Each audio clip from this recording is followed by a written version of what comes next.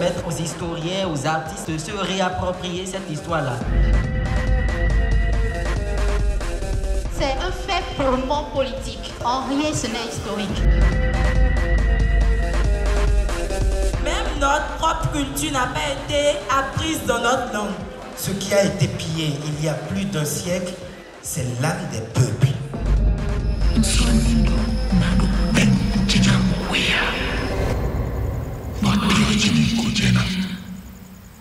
Bonjour et bienvenue sur la 7e illusion. Je suis le bûcheron du cinéma et je suis pas tout seul, je suis accompagné de Microciné. Samir, comment vas-tu? Bah écoute, content de renouer le dialogue avec toi déjà et d'une, Eh oui, d'un cette fois c'est dialogue sur notre collectif.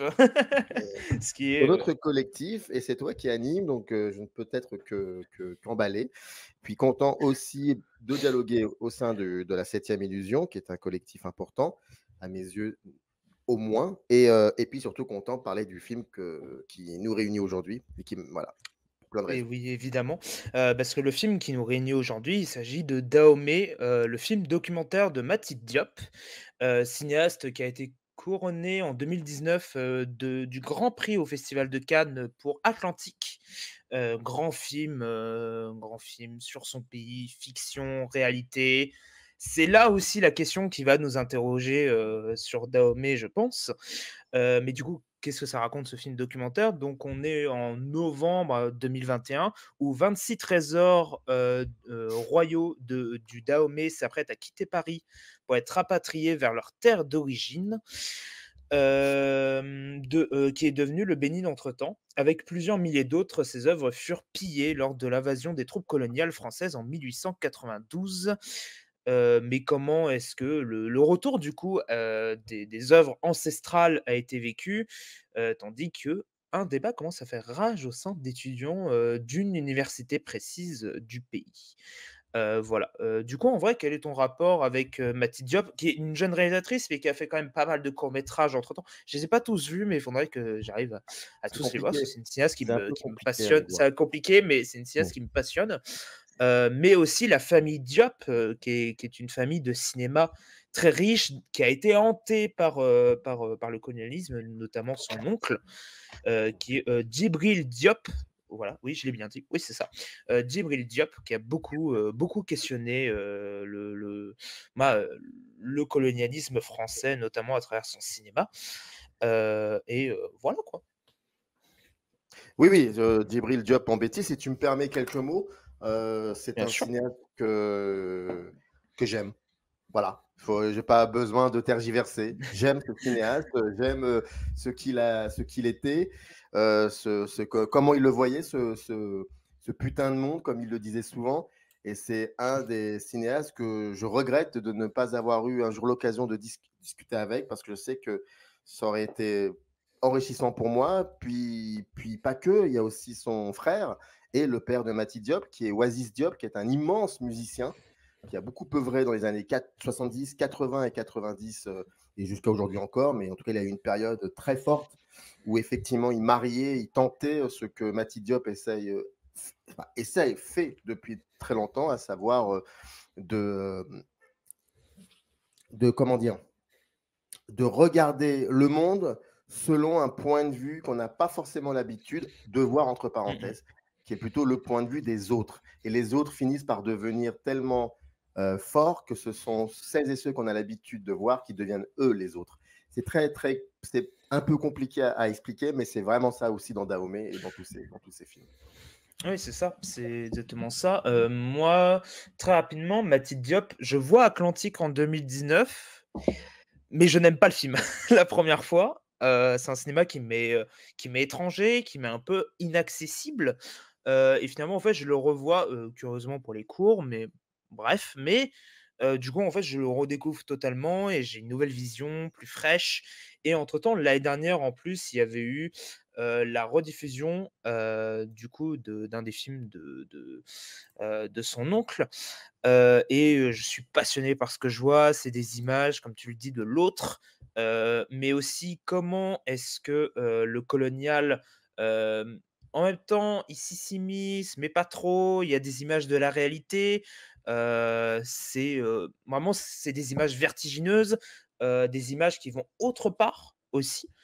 Et c'est ça qui est fascinant. Je revois Atlantique, je vois la fameuse scène, du lit de mariage qui prend feu et là, instantanément, ça fait, dans ma tête, quoi. Je fais: «Là, j'ai affaire à une cinéaste passionnante, qui a beaucoup de choses à dire» et Dahomey, donc là, on va on va en débattre, mais bah, en fait, Dahomey, je l'attendais pas mal. C'était une de mes grandes curiosités, de cette année et bon, je vais rentrer directement dans le jeu. C'est un film que je trouve, passionnant. Encore une fois, elle réitère, à la fois ce cinéma de la vérité, mais en même temps ce cinéma fantastique avec ces statues qui parlent.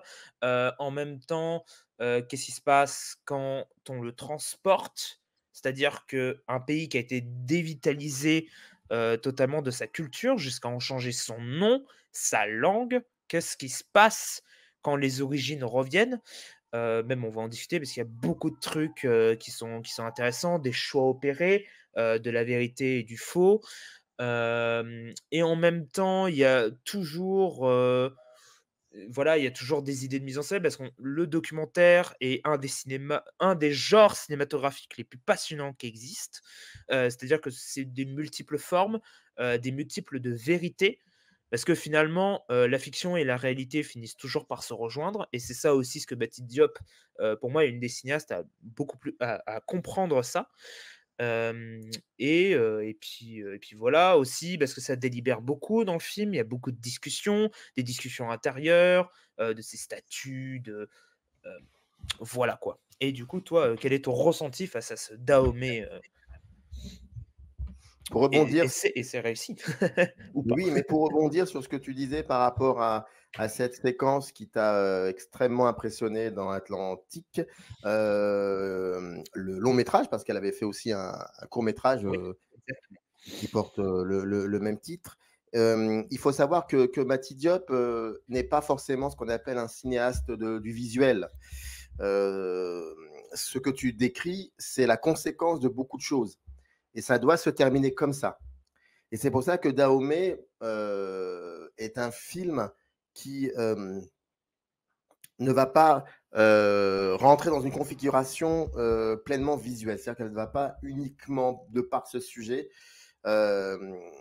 créer un enchaînement de choses dites, de choses vues, qui vont être extrêmement impressionnantes ou impressionnées. Pas du tout ça. C'est beaucoup plus calme que cela, beaucoup plus faussement calme que cela.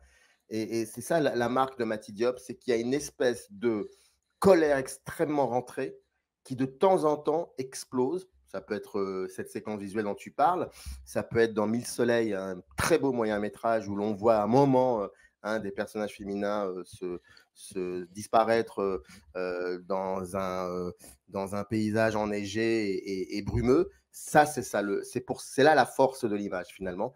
Ou ça peut être comme dans Dahomey, très vite, très vite, d'emblée, tout de suite, une voix robotique, mécanique qui surgit et qui peut être décontenance au début, mais qui à un moment on finit par admettre sa présence, voire même par finalement ne voir que ça, n'entendre que ça. Donc c'est ça aussi la force du cinéma de Mati Diop.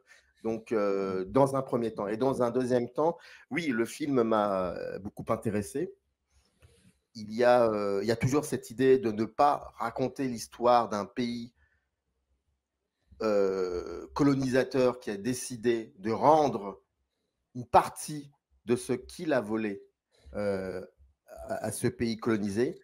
C'est pas ça. C'est un film qui raconte ce pays qui a été colonisé, comment il reçoit ce qui lui est dû. Comment il reçoit ce qui lui est dû, comment il voit la manière qu'on lui envoie ce qui lui est dû, et comment les générations existent dans le cadre et disent à ce pays colonisateur quelque chose qui est du genre, qui est en fait, pardon, du genre, qui est en substance, nous sommes là depuis plus longtemps que vous ne le pensez, nous avons ces idées-là et ces pensées-là, ne croyez pas que nous allons vous remercier. C'est très important ça, c'est très important. Si on ne comprend pas ça dans Dahomey, on va avoir des discours un peu particuliers.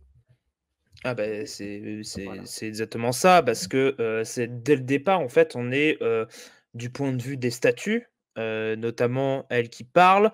Quand elles sont transportées, on a littéralement un écran noir. C'est et même en fait, ces caisses dans lesquelles parce qu'en plus, on les ausculte. En plus, quand elles arrivent, ces statues au pays, elles sont décrites de à quoi est-ce qu'elles correspondent, pourquoi elles sont comme ça. Et en plus, celles qui sont minutieusement décrites, c'est celles qui ont un rapport avec la colonisation et les rois. Ça, c'est un choix qui est vraiment qui est génial. C'est extraordinaire comme idée. Et pour autant, voilà, c'est juste une idée de description. Comme tu me dis, c'est une colère qui est gardée. Mais en même temps, ce sont ces choix nets, parce que la statue, c'est ce qu'elle présente. C'est ça. C'était les anciens rois de Dahomey. Et pourtant, il y a quelque chose du revers. On rend une statue qui est un symbole déjà qui avait une notion d'esclavage. Ça aussi, ça c'est quelque chose qui est très fort. C'est aussi, du coup, ces boîtes qui ressemblent, des boîtes en bois qui moi, ça m'a fait penser à des cercueils directement. Je sais pas pourquoi j'ai eu cette impression, je mais en fait, on les met dans des cercueils parce que, si on les déplace, on les a déplacés de leur lieu d'origine. Ce sont des quelque chose qui a été dépossédé. Mais en même temps, si ça rentre, si ça renvoie, est-ce qu'ils retrouvent leurs traces ou pas? Ça, c'est une vraie question parce que le trajet, en fait, on ne le voit pas, c'est juste décrit, on entend les sensations des statues, ce qu'elles redisent. Même d'ailleurs, elles ont plus leur nom, elles ont des chiffres. 23. Mon nom n'est pas 25, n'est pas 27, n'est pas 29, mais 23. C'est ça, à un moment, je crois Bah, que comme les esclaves. Hein. c'est ça, parce qu'on leur donnait des numéros, des chiffres, et c'est ça qui est fascinant. Et quand elles arrivent, où est-ce qu'on les met? On les met dans un musée qui en plus ressemble à nos musées qu'on irait voir sur Paris, quoi. C'est exactement la même structure, même disposition, et elles sont séparées du public avec des vitres en verre. Et en fait, les gens observent un passé. Mais est-ce qu'il est vivant? Il n'est pas vivant? Ça, c'est la question. Et les débats aussi qui va s'engendrer avec les étudiants, quoi. C'est finalement il y a une phrase qui m'a marqué dans le film, c'est je ne suis pas française d'origine, je ne suis pas bénine, je suis Dahomey. Voilà. Cette idée comme ça de montrer, de filmer le voyage retour, comme on pourrait dire, c'est très fort parce que en quelques secondes, en quelques plans, elle convoque aussi l'histoire donc pas que l'histoire coloniale, mais beaucoup plus quelque chose qui est vraiment de l'ordre du début de l'esclavagisme. Donc elle convoque aussi cette histoire-là. Et c'est parce que il y a, est-ce que c'est quoi exactement? Est-ce que c'est une restitution ou est-ce que c'est un rapatriement? Et les deux mots ont un sens différent et les deux mots peuvent être appropriés pour le coup. Et c'est intéressant parce qu'elle choisit donc de rendre vivant, enfin pas de rendre vivant, de montrer enfin que c'est vivant tout cela, que ça a un esprit, que ça a une histoire, que ça peut dire des choses, que ça dit d'ailleurs des choses. Et le fait donc de filmer de ce point de vue-là participe à un véritable dialogue. Parce qu'autrefois, c'était juste le chant et pas du tout le contre-chant. Là, on a le point de vue de ce qui a été violenté, de ce qui a été banalisé. J'entendais récemment Mati Diop qui disait, quand j'étais gosse et que j'allais dans un musée à Paris et que je voyais toutes ces figures, je me disais, mais ils viennent d'où? Ça vient d'où ça? Ça veut dire qu'il y a une banalisation finalement de beaucoup de choses. C'est que n'importe qui, enfant, ayant été dans un musée où on a des arts venant d'Afrique subsaharienne ou d'Afrique du Sud, enfin d'Afrique centrale, on nous a retiré l'idée que ça vient d'un ailleurs, ça vient d'une histoire aussi, c'est une histoire particulière, violente et malheureusement discrète. Et le cinéma de Mati Diop est toujours là pour remettre dans le contexte, pour remettre dans le cadre la trace des fantômes. Dans Mille Soleils, c'est exactement ça. Dans Atlantique, on est dedans. C'est même très Carpenteria avec Fogg. Mais je veux dire par là, c'est ça son idée. Il y a des fantômes. Les fantômes, ont toujours été là, toujours parmi nous. Vous ne les voyez pas parce qu'on ne vous a pas appris à les voir vraiment. Ils étaient là. Et avec Dahomey, on comprend beaucoup mieux que ces fantômes étaient effectivement là et que ces fantômes demandent réparation. Et ces fantômes, à un moment, on va les rapatrier ailleurs pour qu'ils puissent enfin revivre de nouveau. Et c'est pour ça que cette nouvelle génération, parce qu'à un moment, il y a des nouvelles générations avec les évolutions, qu'elles soient technologiques, morales, cinématographiques, etc., etc. Et puis le rapport à l'image dit à un moment, et puis surtout littéraire, disent il y a des choses qui existent, il y a des choses qui ont existé, et nous ne sommes plus comme autrefois, nous ne sommes plus comme avant. Donc, nous ne sommes pas d'accord parce qu'il y a ça, ça, ça. Nous avons reçu que ça, alors que nous devons recevoir ce qui... Et Mati Diop filme tout ça. Et ce qui est très intéressant, c'est qu'elle aurait pu effectivement se baser uniquement sur des plans très quotidiens où l'on voit les choses arriver progressivement. Puis il y a un côté très administratif où on énumère, on essaie de comprendre si pendant le voyage ou même ce qui a été conservé ailleurs, comment ça a été conservé. Donc on énumère les accidents, les choses comme ça. En plus, elle aurait pu filmer donc ses étudiants, mais de manière très plan-plan, en alternant peut-être ces moments-là. Pas du tout. Elle est, comme je te le disais dès le début de cette émission, dans une colère très discrète. Et donc, elle filme dès le départ cette voix qui va nous maîtriser et qui va nous embarquer dans tout ça. Et les étudiants ont fini, finalement, pour le coup, par être extrêmement perturbés, déstabilisés parce que c'est dit. Et en fait, cette voix qu'on entend dès le début, c'est la voix des étudiants aussi qui parlent. Donc, tout n'est qu'une affaire de voix. VOX qui viennent finalement par ouvrir une voie VOIE.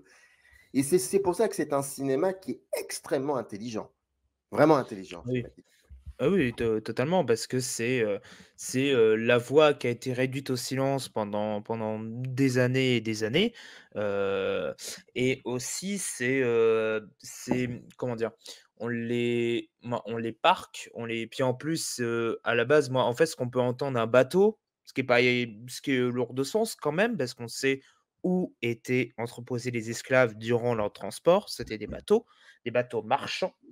Et même on les détaille comme des marchandises, comme on l'a dit, on les énumère, on énumère les dégâts, ce qui s'est passé. Mais en même temps aussi, ces discussions d'étudiants qui, on se demande si elles sont réelles ou pas, mais en même temps, tout ça nous paraît palpable parce que c'est des questions que eux doivent se poser. Et nous, on est là aussi en tant que spectateurs, on observe. Parce que aussi, elle met en scène des spectateurs vers la fin du film qui regardent ces statues-là. Et même s'ils sont d'originaire du pays, mais finalement, si on les regarde, parce qu'en fait, dans les musées, généralement, en fait, on raconte juste, voilà, cette statue représente ça, sur une pancarte. Moi, une pancarte de trucs. Et on dit, bah, elle correspond à ça, ça, ça. Mais on nous dira jamais pourquoi est-ce qu'elle a été généralement pillée, dépossédée? Si, peut-être à des moments, mais ce sont généralement en fait l'histoire, heu, a toujours été réécrite au fur et à mesure du temps. Les peuples ont évolué selon une direction, même elles ont évolué selon plusieurs directions, mais il y a quelque chose de commun qui s'est tissé à tout ça, parce elles ont gardé les traces, des pays qui ont été avant, d'où l'interrogation de cette jeune génération. Et même d'ailleurs est sorti en salle, juste pour faire l'aparté, est sorti en salle du coup Les Graines du figuier sauvage, qui est aussi une jeunesse qui se rebelle face à quelque chose qui est instauré. Je trouve bien sûr les 2 films n'ont rien à voir, mais je trouve que c'est assez parlant des pays des pays bien particuliers qui s'expriment sur leur situation. Ça, c'est très particulier. Et déjà, il y a quelque chose de quelque chose qui régénère, qui est vivant. On matérialise une voix, des voix, et c'est en ça aussi que c'est extraordinaire, ces échanges, les voix qui fusent. Moi, je suis pas d'accord parce qu'il y a quelque chose comme ça, parce que non, mais on nous a pas restitué ça. Ce sont des voix qui fusent, des voix de colère qui sont, voilà, qui sont à l'intérieur, mais en même temps, il y a aussi, l'idée que l'histoire, elle a quelque chose qui est immortel, mais est-ce qu'en même temps elle est immortelle si on la supprime? Et elle a été silenciée pendant pas mal de temps. Est-ce que du coup elle a été finalement immortelle que ça? C'est ça la question. Après, c'est aussi le travail d'historien. Mais finalement, on dit plus rapatrié que rendu. Ça, c'est comme on l'a dit, c'est une notion qui est très différente. Rapatrié, comme si, ils s'étaient réfugiés d'une guerre qui était fantôme, une guerre de fantômes, du coup. Mmh. Là aussi et l'interrogation est ce que se pose Mati Diop. Voilà, quoi. Il y avait un film en 2006, un film réalisé par Abderrahmane Sissako. Le film s'appelait Bamako. Mmh. Et ce film, en fait, alors il y a deux histoires. Il y avait une histoire d'un couple qui se déchire. D'ailleurs, la femme qui est chanteuse, elle est jouée, elle est interprétée par Aïssa Maïga. Alors c'était la première fois, en tout cas me concernant, c'est la première fois que je la voyais dans un film. Et en fait, la deuxième histoire qui était en parallèle, c'est que, je crois, si je ne me trompe pas, là où ils vivaient, il y a une espèce de cour comme ça extérieure, et un tribunal est installé. Et pour pas que je m'en... Voilà, et les représentants de la société civile africaine engagent une procédure judiciaire contre la Banque mondiale et le FMI qu'ils jugent responsables du drame qui secoue l'Afrique. Alors, c'est un film complètement démentiel, je ne sais pas si tu l'as vu. Mais, Non, je ne l'ai pas vu. et ben voilà, et ben on est dedans, quoi. C'est-à-dire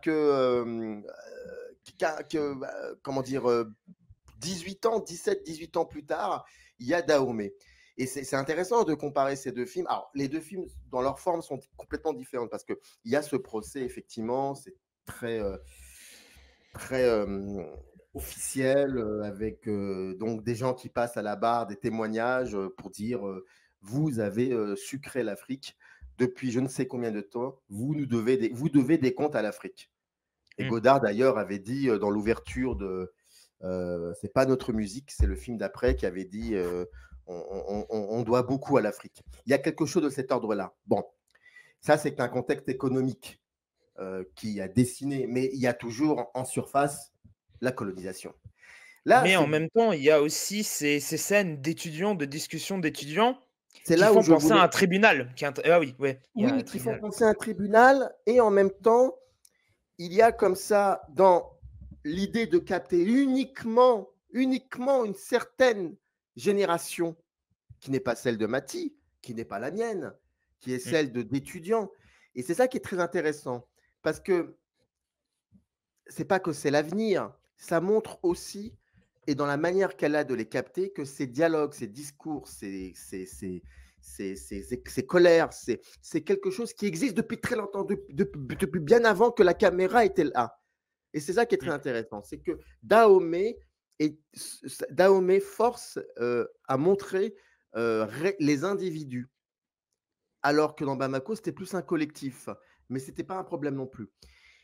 Et là où je veux en venir, c'est qu'il y a l'idée aussi de contredire radicalement l'idée de banaliser des choses, comme le racisme ordinaire, ou alors de banaliser des choses qui, quand on gratte un peu et qu'on convoque l'histoire, il y a un problème. Et le cinéma de Mati Diop, c'est ça.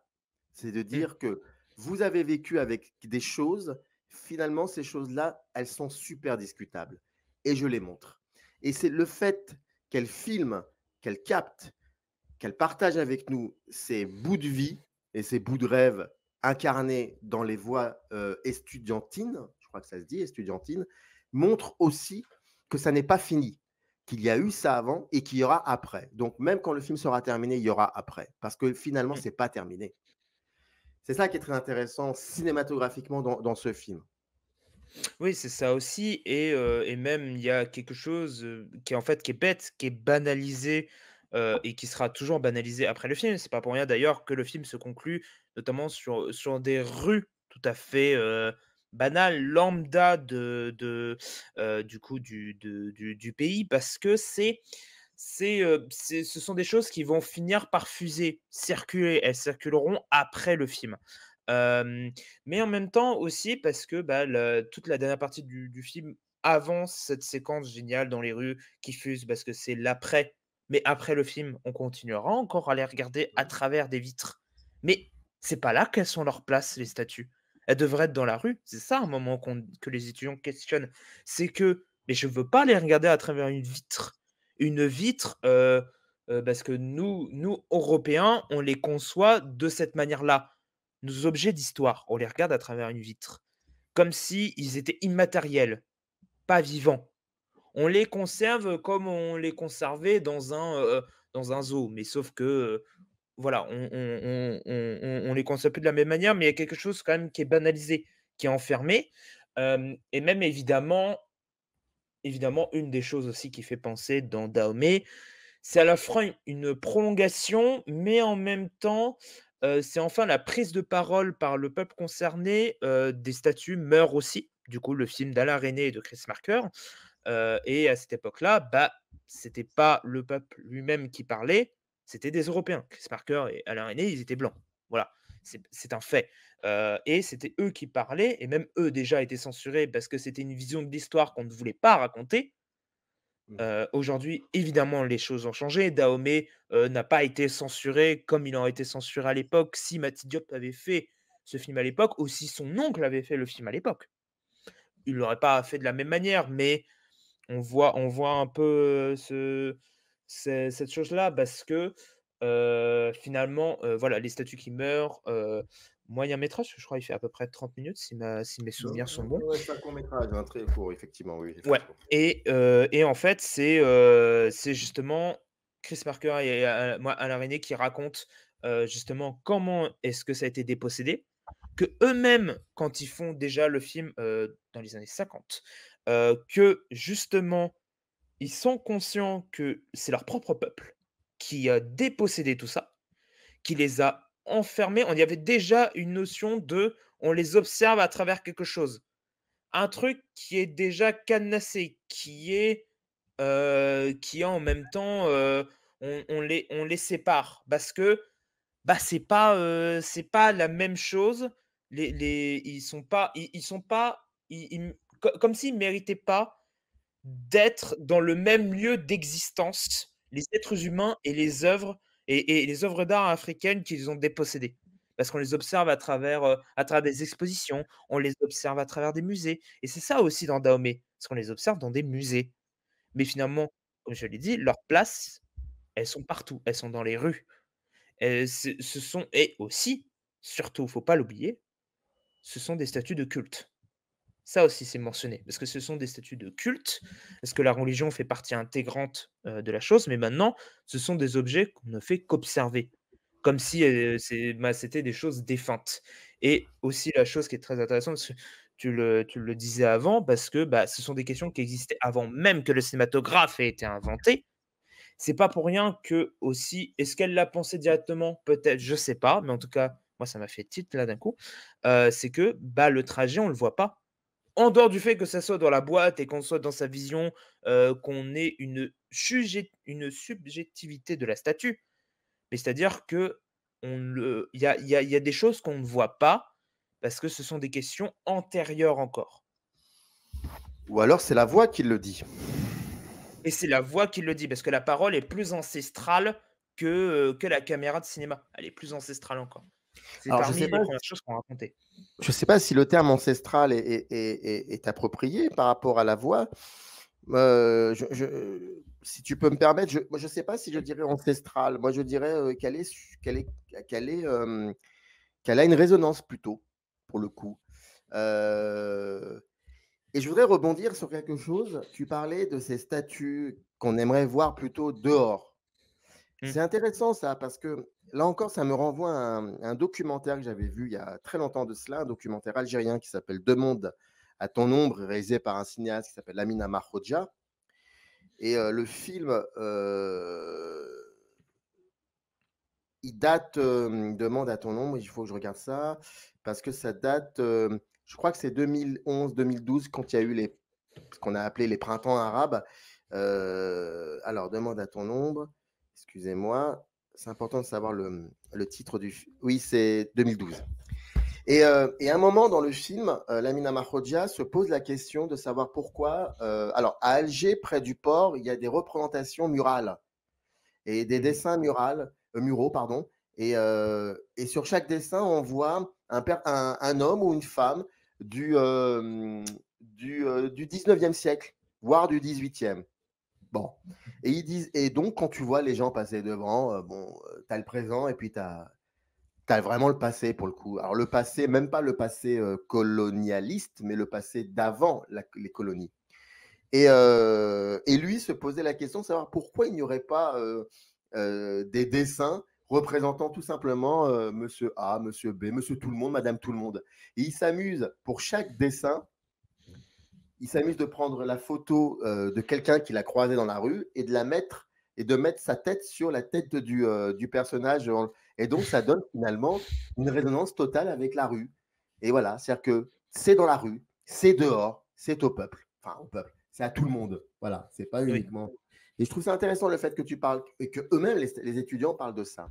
Il y a quand même très fortement chez Diop, chez Mati Diop, comme il y en avait aussi chez son père, même si je ne veux pas comparer leur cinéma, et comme chez Oasis Diop aussi, dans la musique, il y a quand même cette volonté très très forte de regarder le présent, quoi, de regarder la contemporanéité des choses. Et c'est ça le plus important. Et de tout transformer en quelque chose de l'ordre du présent. Et c'est pour ça que cette voix qui est très forte, très métallique, finit par être tellement évidente qu'on se demande pour quelle raison on ne l'a pas entendue, cette voix. Et c'est ça qui est très très fort, je trouve. Et puis cette voix métallique, elle aurait pu être une voix, tu sais, avec un écho très profond, comme on entendait dans le doublage de certains films de genre américains des années 80 et tout ça. Non, non, non, c'est une voix métallique. Donc c'est un truc plutôt, non pas forcément ancestral, mais plutôt moderne, on va dire, un truc comme ça. Oui. Et j'aime bien cette idée de Diop, de Mati Diop, de vouloir flirter avec le présent. Avec cette insolence qui lui est due et qui est vitale finalement pour le projet.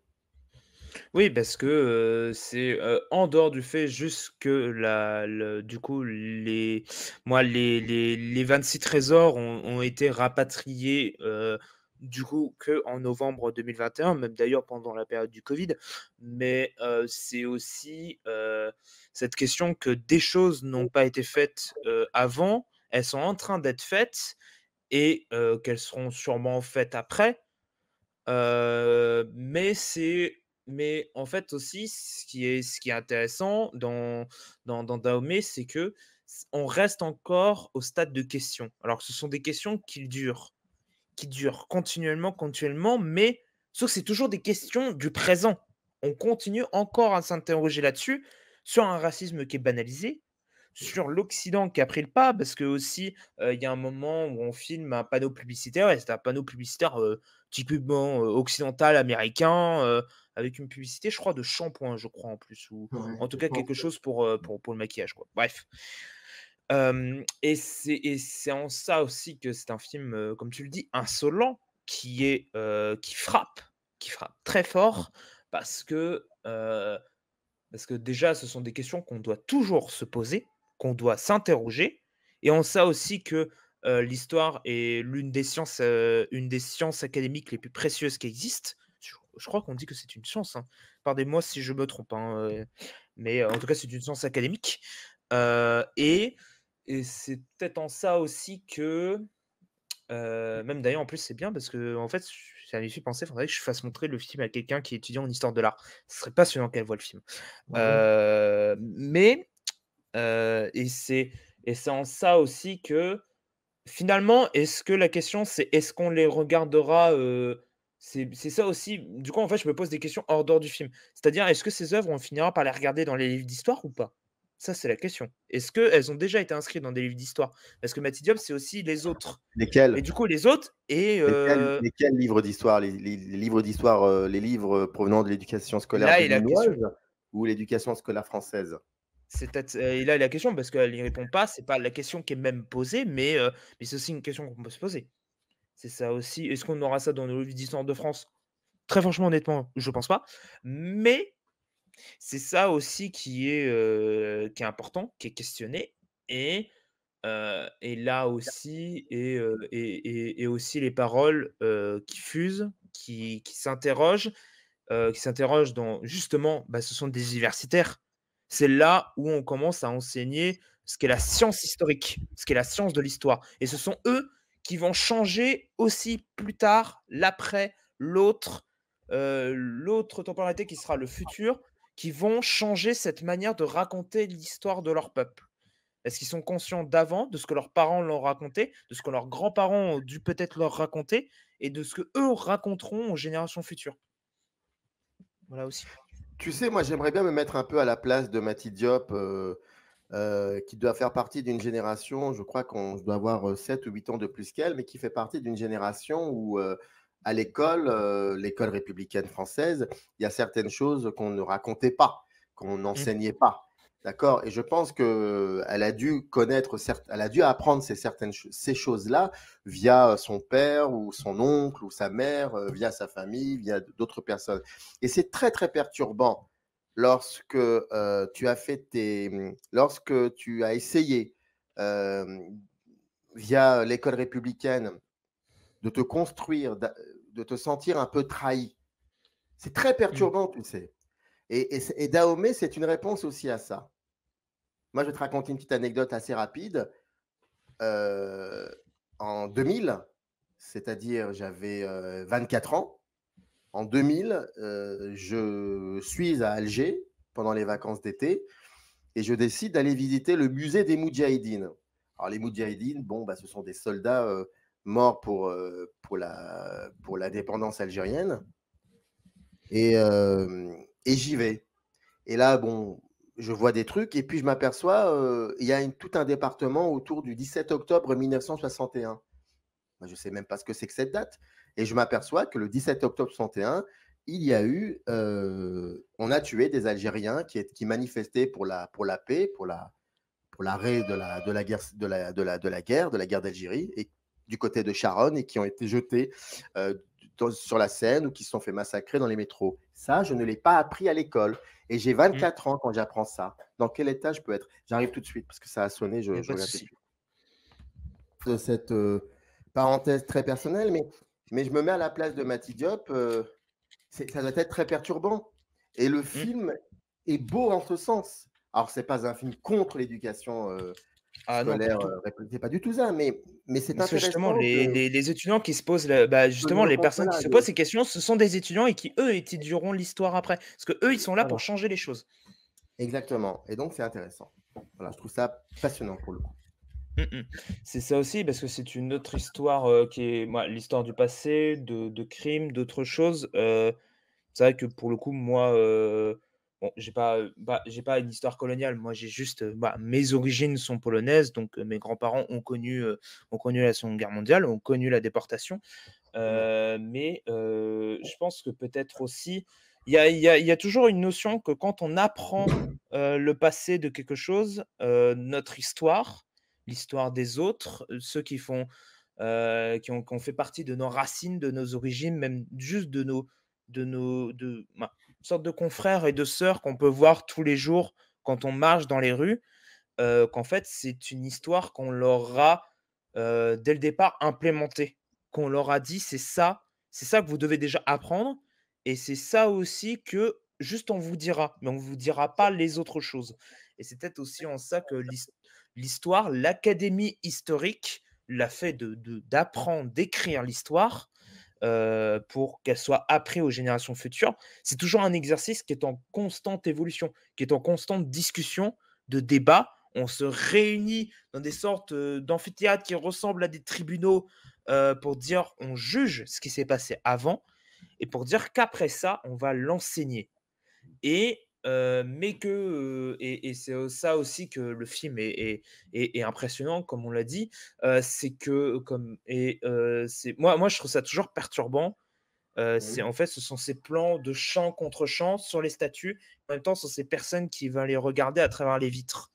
Moi ça me c'est toujours une notion moi qui est dans le film me perturbe, Parce que en dehors du fait que que c'est dit que leur place n'est pas là, c'est, peut-être, que, finalement même des objets de l'histoire occidentale ne sont peut-être pas leur place n'est peut-être pas dans un musée, aussi concrètement. Ça, c'est l'histoire en général qui mérite à être questionnée, re-questionnée toujours et à interroger pour le futur, quoi. J'ai pas grand-chose à rajouter là pour le coup, concernant le film, c'est Tellement un film tellement important. Voilà, c'est ça, c'est un film tellement important, tellement, fascinant aussi de par sa forme, bien évidemment, parce que ça pose toujours des questions inlassablement de cinéma. Certes, c'est basique de dire ça, mais c'est inconditionnel que, qu'on vit une expérience très forte et en parler, c'est aussi une expérience très forte. Il y a, le corps qui bouge, qui s'en Mmh. mêle, et les voix, Qui se pareil. déplacent aussi, nos Et voix oui, qui parlent, qui voilà, délibèrent sur le film. On fait comme les étudiants, on délibère. voilà, on est dans une restitution critique et très bien pour comme ça. Voilà. Et bah, du coup, en tout cas, on vous encourage, très fortement à aller voir Dahomey, qui est là sa première semaine de distribution, mais je vous invite fortement à aller le voir s'il est encore diffusé dans vos salles. Je sais pas s'il a une très grosse distribution, mais profitez-en si vous l'avez, près de chez vous, parce que c'est un exercice important. Même cette année, on a eu beaucoup de films, qui ont beaucoup re-questionné l'histoire. Évidemment, La Zone d'intérêt de Jonathan Glazer, là est sorti, depuis mercredi, l'incroyable, le gigantesque, Les graines du figuier sauvage, de Mohammad Rassoulov et là, du coup, ce Dahomey de Mati Diop, qui confirme une bonne fois pour toutes déjà que Mati Diop est une cinéaste importante et qu'elle le sera encore et heu et que voilà, continuons encore à nous interroger. Continuons encore, je veux que ça. Voilà. Merci, merci beaucoup. Merci à toi en tout cas. Et puis n'hésitez pas à mettre des commentaires, sous la vidéo parce que ça prolonge le dialogue aussi. Évidemment et aussi, j'en profite pour le dire, du coup, sur Spotify est diffusé les 2 jours après la diffusion sur YouTube des podcasts, sera disponible du coup sur, Spotify. Vous pouvez, voilà, écouter sur Spotify. De toute façon, le lien sera dans la description et du coup, voilà, j'en profite pour faire une petite update là-dessus, vu qu'on est à jour sur les épisodes. Voilà. Et ben, en tout cas, merci beaucoup pour cette discussion, fascinante, fascinante, passionnante, voilà, parce que c'est important de parler de ce film et je suis ravi de l'avoir fait avec toi. Idem, c'est réciproque. Merci à toi le bûcheron et puis, un petit salut amical à toute l'équipe de la 7e illusion. Merci à vous. Et puis on vous dit, à la prochaine pour d'autres discussions. Ciao, ciao.